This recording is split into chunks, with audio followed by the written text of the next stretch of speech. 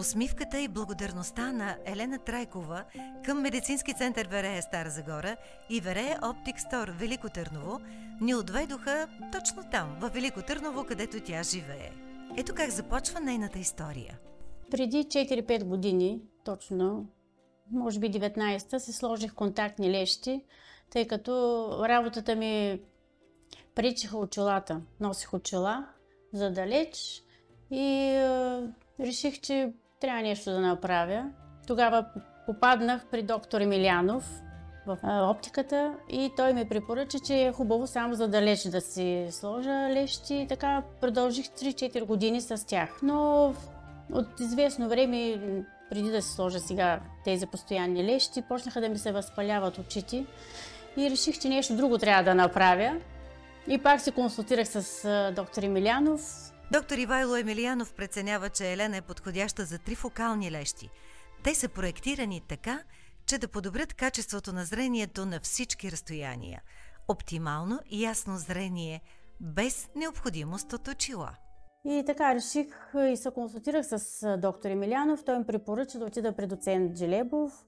Той да ми прегледа очите, дали са подходящи за такива лещи постоянни. Доцент Джелебов каза, това е възможно, сега ви да сте амбицирани. Викам, аз съм се амбицирала вече и съм решила. Операцията на Елена извършва доцента Джелебов в Стара Загора, в Медицински център Верея.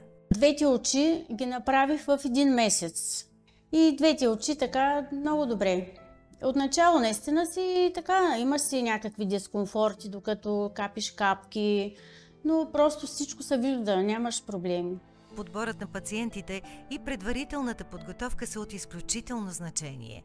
Важно е да се отбележи, че подходът е строго индивидуален при всеки отделен човек. Не по-малко важен е подборът на подходящ лещен имплант за пациента. Използват се различни мултифокални лещи, които да осигурят комфорта на зрението при всеки. По време на операция никаква болка не съм почувствала. За 10 минути минава цялата процедура. Просто трябва да си търпелив и един ден ми беше по-дискомфортно с марлята. Сега казвам, вървете в Стара Загора наистина с двете ръце.